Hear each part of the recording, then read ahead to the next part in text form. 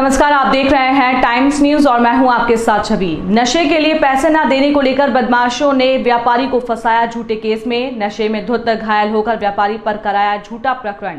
Police की पूछताछ में फरियादी बदमाश ने कबूली पूरी वारदात। दरअसल मामला खजराना थाना क्षेत्र का है, जहां 3 जून को घायल अवस्था में उपचार के लिए रईस नामक युवक को एमवाय अस्पताल में भर्ती कराया गया था। जहां घायल की शिकायत पर पुलिस ने इमरान उर्फ इमू के खिलाफ धारा 307 के तहत प्रकरण पंजीबत किया था। पुलिस की पूछताछ में चौंकाने वाला खुलासा हुआ, जहां बदमाश रईस ने व्यापारी इमरान से नशा करने के लिए पैसे मांगे थे और पैसे न देने को लेकर व्यापारी को धमकी देकर चला गया था। कुछ ही दूरी पर जाने के बाद जब नशे में धुत रईस जमीन पर गिरा, जहां कांच का टुकड़ा उसके सीने पर आकर लगा।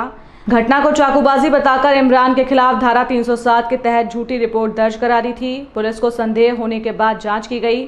मामले में खुलासा होने के बाद आरोपी ने अपनी गलती स्वीकार कर झूठी रिपोर्ट लिखवाने के लिए माफी मांगी।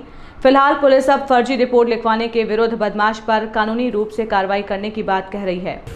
3 जून को थाने पर सूचना आई थी कि एक व्यक्ति घायल अवस्था में उसको चाकू मारा है और उसके सीने के पास चाकू लगा हुआ था। उस पर से पुलिस ने रईस की रिपोर्ट पर धारा 307 का प्रकरण आरोपी इमरान उर्फ इमू के खिलाफ पंजीबत किया था। उसमें ये बात सामने आई थी कि आरोपी का कोई भी आपराधिक रिकॉर्ड नहीं था, लेकिन जो पीड़ित था, जो घायल था, उसका आपराधिक रिकॉर्ड था। तो ये बात हम लोगों ने ध्यान में रखा, उसको हम लोगों ने बारीकी से उसकी विवेचना की। इन्वेस्टिगेशन में कुछ चीज़ें सामने आई, कुछ ऐसे रिकॉर्ड सामने आए आपस में बातचीत के, जिसमें कि वो पैसे मांग कर रहा था उससे कि मेरा काफ़ी खर्चा हो रहा है इलाज में और तुम पैसे दो मुझे। और बाकी जो साक्षी थे उनसे भी चर्चा हुई और जो हमने अभिरक्षा में लिया आरोपी को, तो उसने बताया कि वो निर्दोष है और उसने बताया कि ये उसको धमकी देकर गया था, उधारी के पैसे मांगने आया था। जब उसने पैसे देने से मना किया तो उसको मोबाइल दे रहा था, उसने बोला मोबाइल बिना बिल के मैं नहीं लूँगा। तो उसको धमकी देके गया था कि मैं तुझे अभी देख लेता हूँ और तुझे पुलिस से मैं फंसवा देता हूँ, ऐसा उसने धमकी दी थी। और थोड़ी देर बाद ही ये घटनाक्रम सामने आया।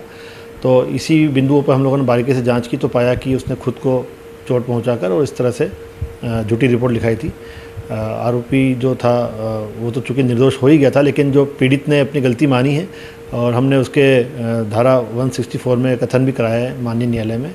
वहाँ पर भी उसने माननीय न्यायाधीश महोदय के समक्ष अपनी गलती मानी और 164 के बयानों में इस बात का कन्फेशन किया कि उसने झूठी रिपोर्ट लिखाई थी।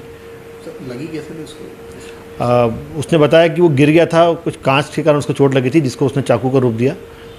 उसको हम लोग और इन्वेस्टिगेट कर रहे हैं, पर मामले में भी हम लोग ये खारिजी भेजेंगे और उसके खिलाफ धारा 182, 211 में भी हम कार्रवाई करेंगे, क्योंकि उसने पुलिस को जो है एक लोक सेवक को झूठी सूचना दी उस पर। सर, ये केस के कितने रिकॉर्ड और पूरा नाम क्या है? इसका नाम रईस मोहम्मद है और इसके 4-5 रिकॉर्ड है और नशे का आदी है और इस तरह से इसने इसको पैसा न देने की बात पर झूठा फंसाया। नशे के लिए पैसे मांगा?